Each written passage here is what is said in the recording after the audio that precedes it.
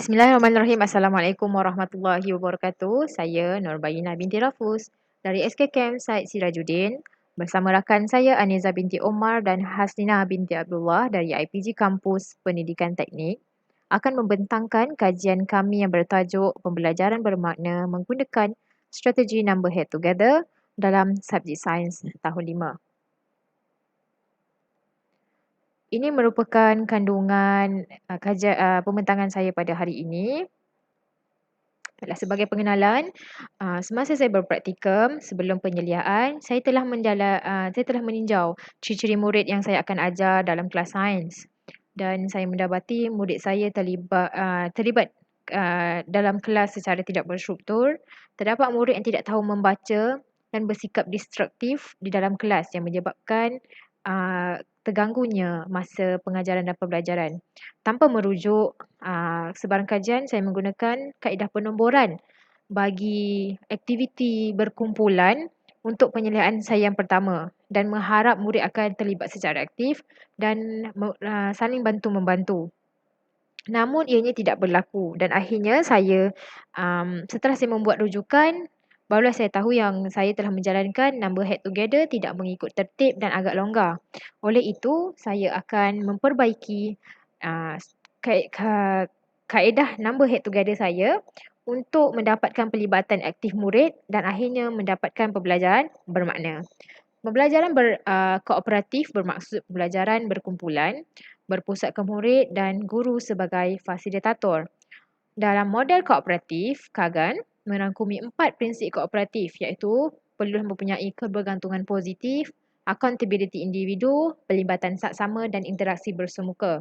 Salah satu struktur daripada pembelajaran kooperatif Kagan adalah number head together yang mempunyai 4 fasa iaitu penomboran, mengajukan pertanyaan, berfikir bersama dan pemberian jawapan. Number head together ini dirangka agar meningkatkan pelibatan pelajar dalam kumpulan melalui perbincangan, perkongsian pendapat dan kerjasama pasukan. Dan yang saya ingin lihat adalah pelibatan aktif yang terdiri daripada emosi, kognitif dan tingkah laku. Dan berlakunya pembelajaran bermakna iaitu merupakan proses murid mencapai 6 kompetensi global yang dikenali sebagai 6C iaitu pemikiran kritis, kewarganegaraan, kreatif, sasiah, komunikasi dan kolaboratif. Baiklah, pelbagai kajian telah menunjukkan pelibatan murid dalam proses pembelajaran dapat meningkatkan tumpuan dan motivasi agar dapat melatih kemahiran pemikiran kritis dan mencapai pembelajaran bermakna. Daripada National Survey of Student Engagement, 2 daripada 5 asas keberkesanan pembelajaran terhadap pelibatan aktif pelajar adalah pembelajaran kolaboratif dan pengalaman pembelajaran. Oleh itu, saya akan melakukan tindakan menggunakan pembelajaran kolaboratif yang dijalankan menggunakan aktiviti hands-on.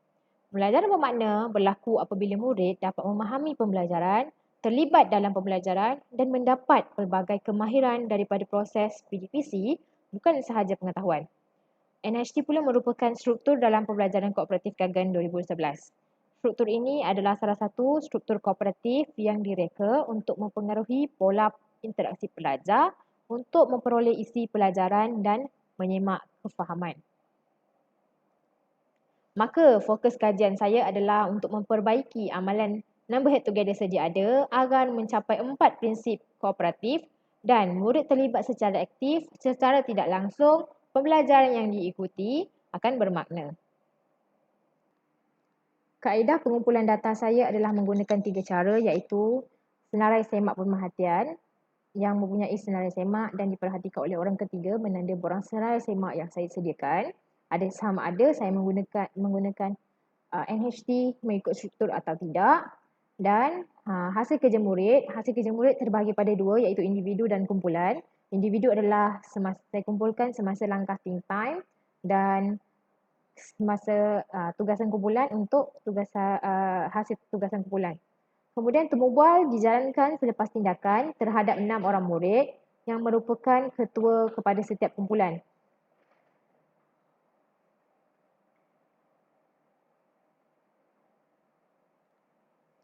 Objektif kajian saya adalah untuk mengoptimumkan pelibatan aktif murid dari aspek pelibatan tingkah laku, kognitif dan emosi dengan menggunakan number head together ke arah pembelajaran bermakna dalam PDPC murid subjek sains tahun 5. Soalan kajian saya adalah bagaimana saya dapat menggunakan number head together bagi menghasilkan pelibatan aktif murid. Dan kedua, bagaimana 4 prinsip pembelajaran kooperatif memberikan pembelajaran bermakna kepada murid. Sampel kajian saya terdiri daripada 30 orang murid, 20 orang lelaki dan 10 orang perempuan daripada kelas pertengahan. 2 daripadanya tidak tahu membaca dan merangkumi secara heterogen dari segi bangsa dan aras kognitif. Tindakan yang saya lakukan pertama adalah membentuk kumpulan murid. Kedua, saya menomborkan setiap ahli kumpulan dan memberi bahagi tugas dan melantik ketua daripada kumpulan.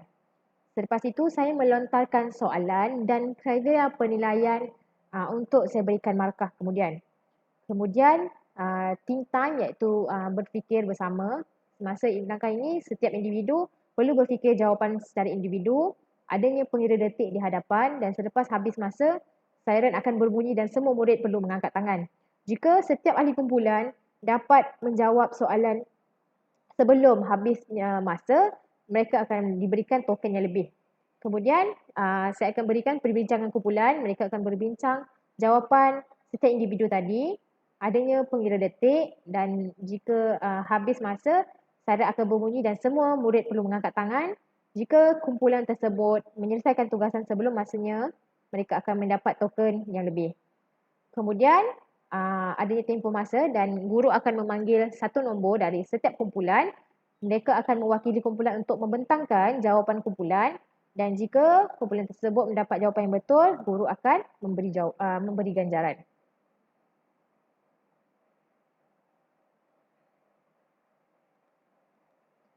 Maka dalam analisis dan interpretasi data, daripada senarai sehemat pemerhatian, saya dapat 4 tema daripada pembelajaran kooperatif dan 3 penlibatan.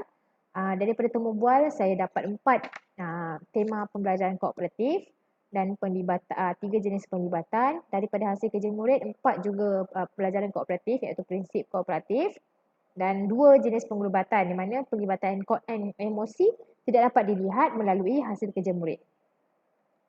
Baiklah, ini adalah lembaran kerja murid. Saya catatkan markahnya. Bagi lembaran kerja murid, kita dapat lihat ada 2 murid memberi jawapan yang lebih daripada apa yang diminta.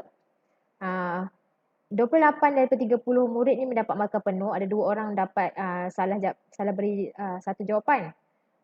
Dan 4 murid daripada 30 murid ni memberi cadangan lebih daripada minta. Dan semua kumpulan mendapat markah penuh. Walaupun ada individu yang tidak mendapat markah penuh sebelumnya. Dan 4 dari 6 kumpulan ni memberikan cadangan jawapan yang lebih dari yang diminta dan semua cadangan jawapan tersebut adalah betul. Mengikut Larry, Bara, Gregory, Harper dan Catherine, NHT meningkatkan pencapaian pelajar apabila murid berbincang, berkongsi pendapat dan bekerjasama. Baiklah, ini adalah senarai semak pemerhatian.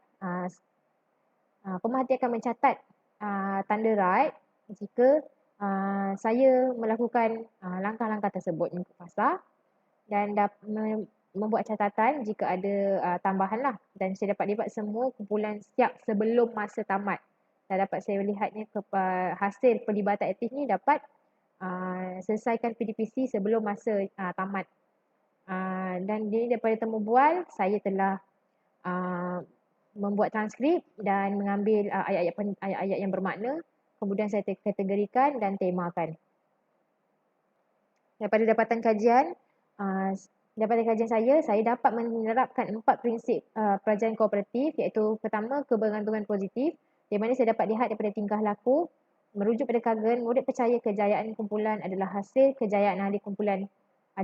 Maka ciri-cirinya adalah murid memastikan rakan mereka menyiap tugasan, memastikan rakan menyiapkan tugasan dalam masa ditetapkan, memastikan ahli kumpulan mengikut peraturan aktiviti, memastikan jawapan kumpulan betul, menyemak kefahaman rakan, memastikan semua ahli tahu jawapan, murid mula membantu rakan mereka yang lemah, murid berpencapaian tinggi memberi peluang kepada murid berpencapaian rendah menyumbang dalam tugasan kumpulan dan penerimaan kepada murid yang tidak boleh membaca dalam kumpulan mereka.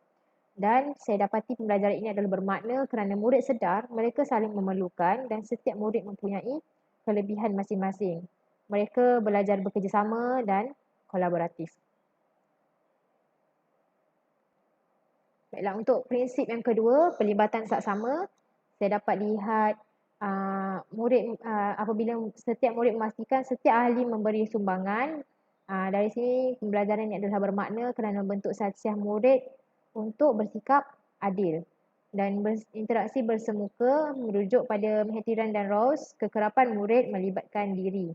Jadi, setiap murid ni berbincang secara berdepan, semua kumpulan menjalankan aktiviti dalam tempoh masa. Jadi, semua murid melibatkan dalam masa yang sama. Dari sini saya dapat mereka mendapat pelajaran bermakna apabila mereka saling menjadi pembimbing untuk menyelesaikan tugasan yang diberikan, tidak kira bangsa, membentuk kompetensi kewarganegaraan dan mereka membentuk kompetensi komunikasi apabila mendapat kemahiran menyelesaikan konflik dalam kumpulan semasa perbincangan. Daripada pelibatan murid pula dilihat terdapatnya pelibatan tingkah laku murid apabila murid menjawab soalan dengan teratur, berbincang dengan senyap, murid tidak lagi cenderung bergantung kepada cadangan jawapan rakan dan melibatkan diri secara hands on. Jadi tiada lagi sifat gangguan distraktif berlaku dalam kelas. Jadi pengajaran berlaku dengan lancar. Pelibatan emosi pula dapat dilihat apabila murid teruja, lagi-lagi apabila bunyi siren, murid teruja untuk mengangkat tangan. Jadi semua menyiapkan kerja dalam masa yang ditetapkan dan murid terlibat aktif dalam aktiviti eksperimen.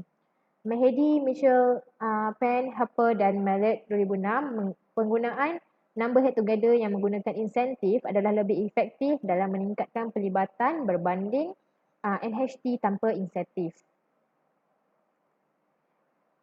Pelibatan kognitif juga meningkat apabila saya lihat lembaran jawapan murid berisi penuh tetapi ada 2 orang yang tidak mendapat markah penuh. Namun ada 4 orang memberikan cadangan jawapan lebih dari yang diminta. Kemudian semasa fasa berkumpulan, semua kumpulan mendapat markah penuh dan 4 daripada 6 kumpulan ini memberi cadangan jawapan lebih dari yang diminta. Dan semua cadangan jawapan tersebut adalah betul. Dari sini saya nampak masa tugasan lembaran individu, murid ni salah jawab. Tapi semasa kumpulan, tak ada pun jawapan salah tersebut dan menunjukkan murid menyemak kefahaman rakan mereka. Baiklah, kesimpulannya saya telah berjaya melibatkan murid secara aktif dan menghasilkan pembelajaran bermakna apabila menambah baik struktur NHT dengan menerapkan 4 prinsip pembelajaran kooperatif. Keempat-empat prinsip pembelajaran kooperatif ini perlu diterapkan oleh guru semasa pengajaran. Tanpa salah satu prinsip ini, maka guru ni adalah gagal menjalankan pelajaran kooperatif. Struktur yang diperkenalkan oleh Kagan ni boleh digunakan di mana-mana fasa pengajaran dan saya berjaya mewujudkan peluang pelibatan sama rata dan peranan sosial iaitu tugasan setiap ahli ni menjadikan murid tidak tahu membaca ni diterima dalam kumpulan. Saya berjaya melahirkan kelas mesra inklusif. Pelaksanaan PC saya berjalan lancar kerana pengurusan masa yang baik. Dan saya akan menggabung jalinkan NHT ini dengan pelbagai aktiviti dan saya akan mengamalkan PDPC saya secara berterusan dan menerapkan kesedaran tanggungjawab dalam diri murid. Pendidikan inklusif ini memberikan peluang mengikut keperluan kepada semua murid melalui pembelajaran, budaya, komuniti dan tanpa pengecualian berkaitan pendidikan daripada Lee dan Sainaja 2018.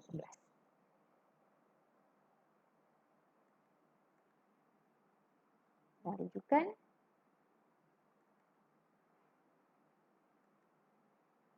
Baiklah, sekian. Terima kasih.